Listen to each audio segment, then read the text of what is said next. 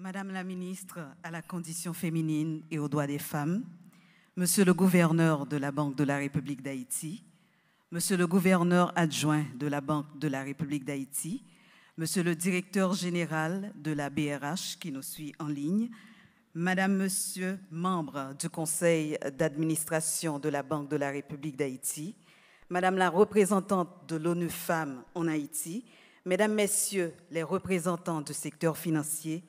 Mesdames, Messieurs, chers collègues et amis de la presse, distingués invités en vos rangs, titres et qualités. C'est un plaisir de vous retrouver ici au Caribbean Convention Center pour cette deuxième journée de notre événement dédié à la digitalisation des paiements et l'équité de genre. Hier, nous avons jeté les bases d'une réflexion autour de l'innovation, de l'inclusion financière et de la coopération entre acteurs publics, privés et institutionnels. Aujourd'hui, nous poursuivons sur cette même lancée autour d'un thème important, soutenir la collecte des données pour le développement de mécanismes financiers innovants. Parce qu'aucune politique durable ne peut se construire sans données fiables. Les données éclairent les réalités, révèlent les écarts et permettent de prendre des décisions plus équitables, en tenant compte des différences entre les femmes et les hommes. Cette journée marque également une étape importante avec le lancement officiel de la 3e édition de Booster PME, une initiative forte pour renforcer les capacités et l'accès au financement des micro, petites et moyennes entreprises à travers le pays. Nous assisterons aussi à la signature d'un protocole d'accord entre la BRH et l'ONU Femmes, une alliance stratégique qui ouvre de nouvelles perspectives pour l'inclusion financière et l'égalité des chances. Mesdames et messieurs, tout au long de la journée, vous aurez bien sûr les discours pour ouvrir cette journée, mais il y aura aussi des échanges, des panels riches en contenu. Nous verrons comment la donnée peut devenir un levier concret de transformation dans notre système financier.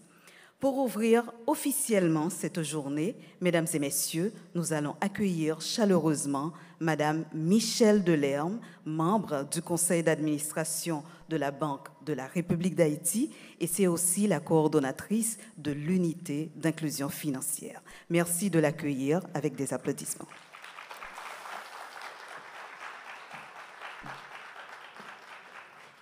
Bonjour à tous. Madame la ministre à la condition féminine et aux droits de la femme, Monsieur le gouverneur, Messieurs les membres du conseil d'administration de la BRH, Madame la représentante de ONU Femmes en Haïti,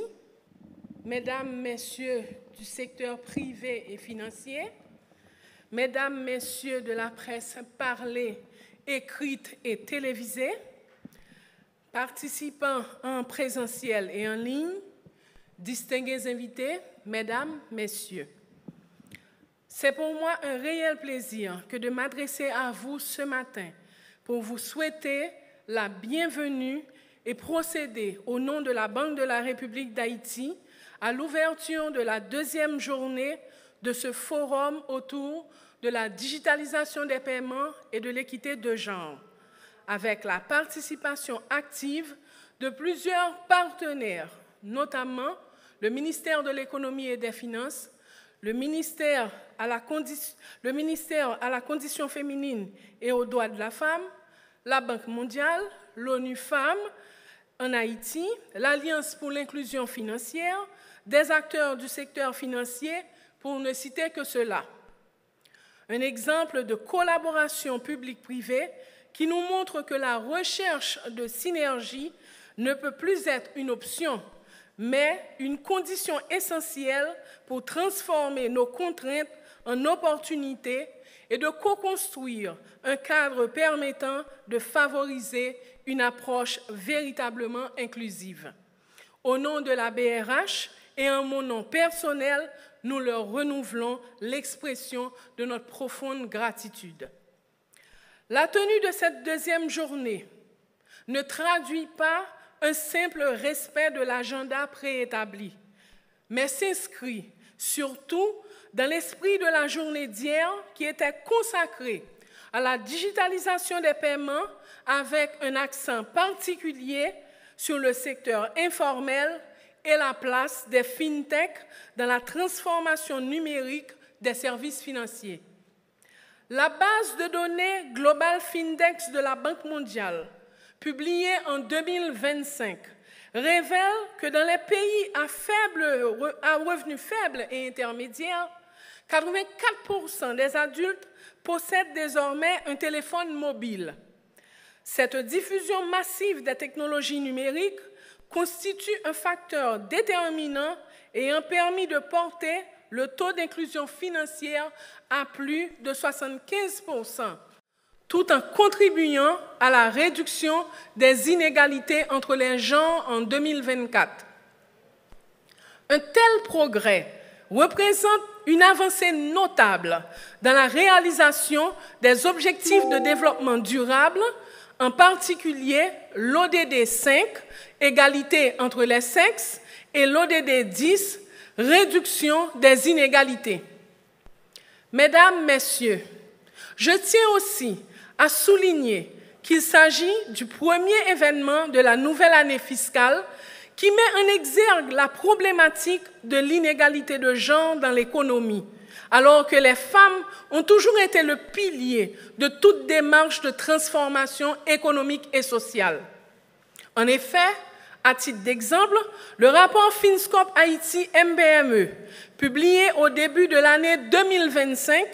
indique que 67% des micro, petites et moyennes entreprises sont dirigées par des femmes, dont 85% relèvent du segment des micro-entreprises. La répartition sectorielle montre que 50% d'entre elles évoluent dans le commerce, 30% dans les services, 16% dans l'agriculture et 4% dans l'industrie. Ces données soulignent le rôle prépondérant des femmes entrepreneurs dans l'économie haïtienne et mettent en lumière leur contribution à la diversification des secteurs d'activité. Toutefois, le manque de données désagrégées pertinentes au niveau national constitue une limite majeure, car elle restreint la possibilité d'analyser de manière rigoureuse la contribution de ce secteur dans les comptes nationaux. Par ailleurs,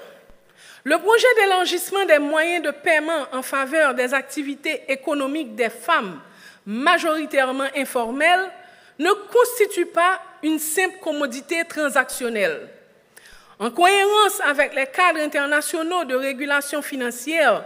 qui visent à promouvoir un accès inclusif, sûr et équitable aux services financiers, il représente au contraire un levier essentiel qui doit accroître les opportunités effectives pour ce segment important d'agents économiques, leur permettant de choisir et de réaliser la vie qu'elles valorisent, tout en les protégeant des vols inopportuns et de certains risques financiers. Le panel sur la vulnérabilité numérique des MPME de la journée d'hier nous rappelle que la montée en puissance de la numérisation des services financiers, bien qu'offrant de nouvelles opportunités, accroît également les vulnérabilités liées aux fraudes, aux arnaques, aux atteintes à la confidentialité des données personnelles et au blanchiment de capitaux.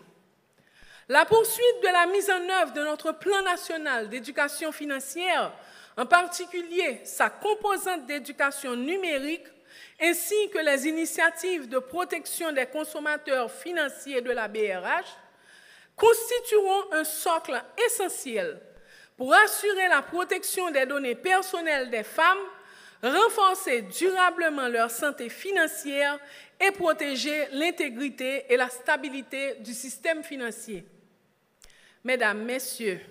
la qualité et la pertinence des interventions, des présentations et des échanges au cours de la journée d'hier ont dépassé les attentes.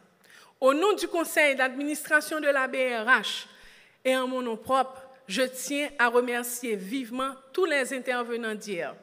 Je profite également pour accueillir chaleureusement les intervenants de cette journée qui ont été triés sur le volet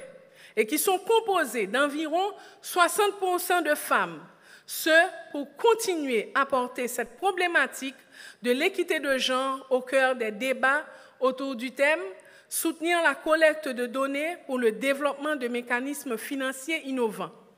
Je vous remercie et je souhaite à toutes et à tous une bonne participation.